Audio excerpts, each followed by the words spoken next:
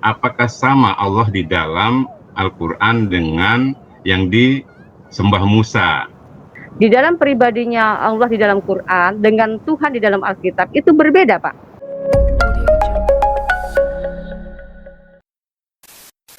Salam damai Kristus bagi kita semua. Kembali lagi bersama saya dalam channel ini, dan saya ucapkan selamat datang serta selamat bergabung bagi saudara-saudaraku yang baru bergabung dalam channel ini. Baik, silakan Bu. Oke, Bapak, ini kan jadi polemik ya Pak ya, kita antara Islam dan Kristen ya. Karena kedua agama ini begitu menjadi permasalahan secara global ya. Oleh sebabnya kita berdiskusi tidak salah ya Pak ya. Karena Quran itu menyangkut nama-nama kitab terdahulu. Ada yang namanya Taurat, Mazmur, dan Injil. Tetapi sayangnya di dalam Alkitab itu sendiri tidak pernah dinubuatkan ada nabi baru lagi setelah penyempurnaan atau penggenapan yang dilakukan oleh Yesus Kristus itu sendiri. Dan juga tidak ada lagi kitab setelah Injil, seperti itu Pak. Makanya ini jadi perdebatan yang lumayan sengit. Nah, sebagai orang yang mantan dari Muslim, saya kepengen bertanya nih Pak, apakah pribadinya Allah Subhanahu Wa Taala di dalam Quran itu sama pribadinya dengan Tuhan di dalam Alkitab, Pak?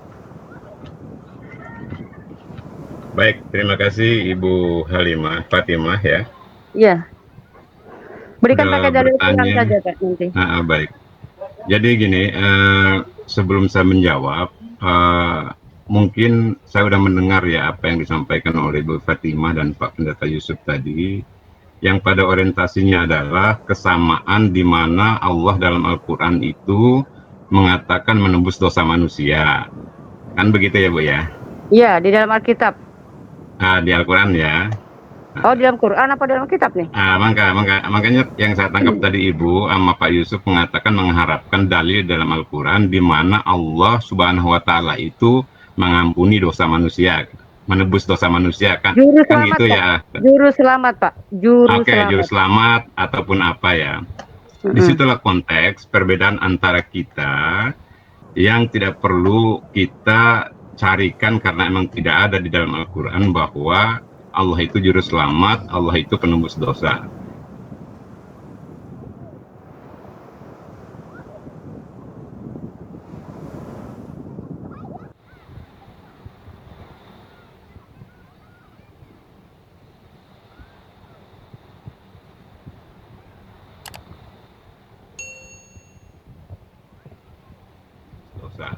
Allah itu di dalam Al-Quran menyampaikan akan mengampuni dosa selain dosa syirik. Lalu kita lari kepada apakah sama Allah di dalam Al-Quran dengan yang disembah Musa. Di dalam perspektif Islam, kesamaannya jelas karena Tuhan yang disembah Musa tidak pernah hadir di bumi. Tuhan yang disembah oleh Nabi Muhammad dan orang Islam sama-sama tidak pernah hadir di bumi. Ya kesamaannya situ saja. Beda Pak, beda Pak. Beda. Ya. Jadi Di dalam biarkan saya perjanjian bicara aja. lama. Enggak, gini, biar saya bicara dulu.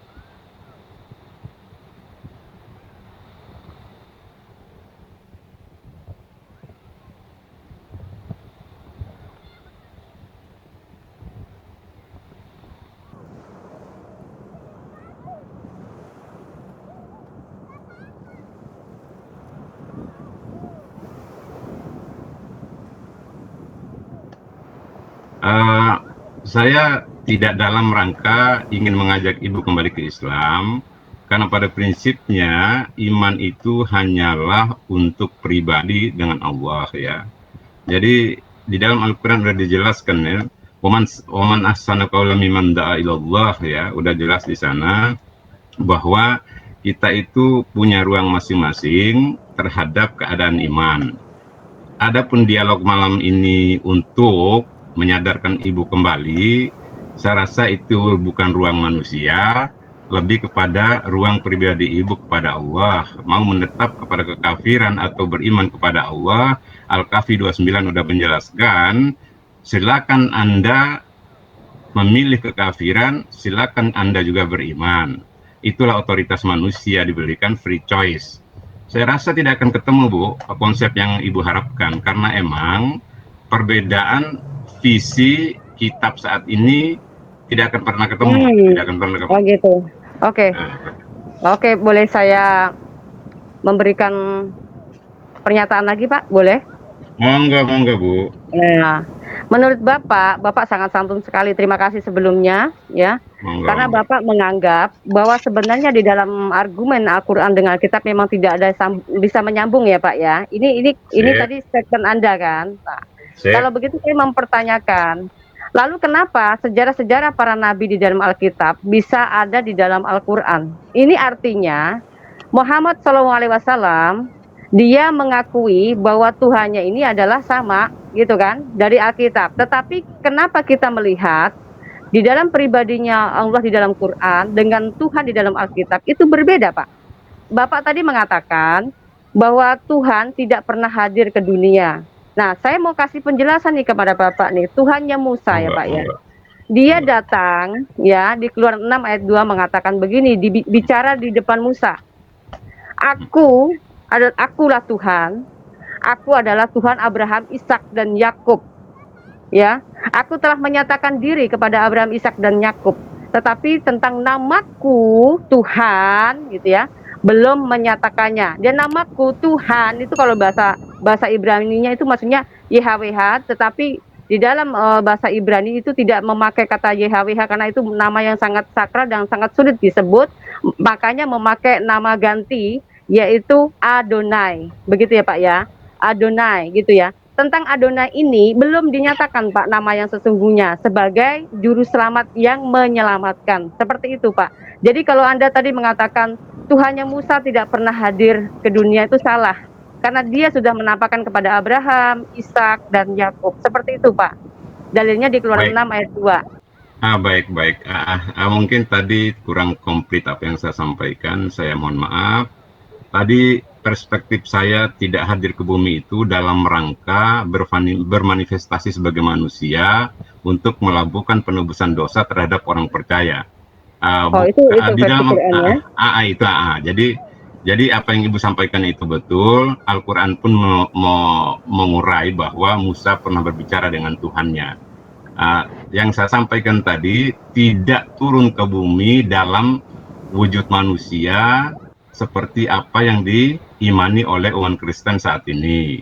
Tapi lagi-lagi kita sebagai orang yang pernah mengaku beragama, ibu pada posisi Kristen saat ini mengkultuskan keadaan Yohanes 14 ayat 6, ya saya sebagai orang Islam tidak akan pernah mempermasalahkan ya itu keimanan ya. Adalah orang bila mana ada orang Islam yang mengatakan oh itu kan karangan ya, itu kan nggak perlu kita sampaikan itu karangan atau siapapun. Yang jelas Al-Quran hanya memberikan ruang bahwa Allah telah memberikan informasi, telah menurutkan kitab Taurat kepada Musa, Zabur kepada Daud, dan Injil kepada Isa. Nah, keimanan kami terhadap ketiga kitab itu tidak dalam rangka membaca isinya, hanya saja informasi yang disampaikan Allah kepada kami sebagai manusia yang beriman telah terjadi 3 kitab sebelumnya, segitu saja. Ya, adapun isinya seperti apa sekarang, wallahu a'lam bissawab, itu menjadi keimanan ibu dan kawan-kawan Nasrani, gitu ya Bu ya.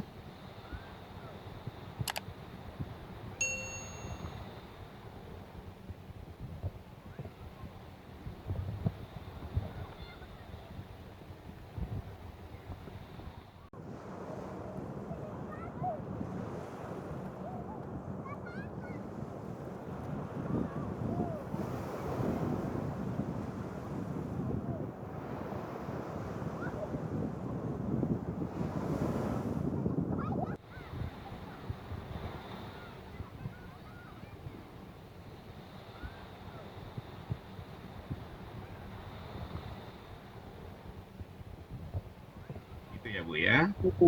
Jadi menurut pandangan, oke, terima kasih Pak sebelumnya. Saya suka sekali dengan Bapak bicara dengan santun, artinya tidak mendiskriminasi sepihak, tetapi Bapak mempunyai argumen yang bagaimana itu adalah pemahaman Bapak. Nah, di sini mungkin akan saya sedikit memberikan, mungkin supaya menyatu ya Pak ya, berdiskusi secara sehat gitu ya.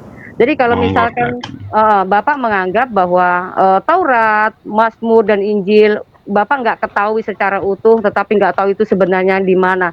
Tetapi perlu Bapak juga tahu dan saya sampaikan bahwa penganut Taurat masih ada dan memegang kitabnya, ya. Sebagai penganut Kristen masih memegang Tauratnya dan Injilnya. Seperti itu, Pak.